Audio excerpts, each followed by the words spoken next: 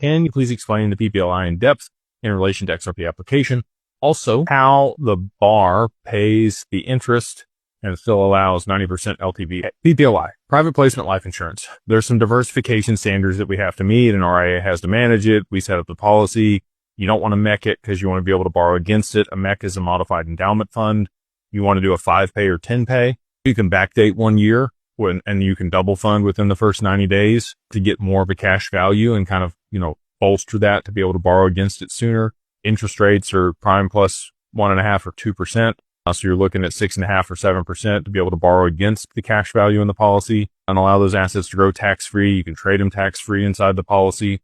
Again, there's some diversification standards that you have to meet based on it being here in the U.S. But if we establish it offshore in Barbados or Bermuda, we're a little bit more lax there. But with you being an American citizen, we have to take that into consideration about how you're going to be taxed on that. The LTV there, they will do up to 90%, even if it's in digital assets on the policy, because they're able to underwrite the risk on the cash value and your death benefit.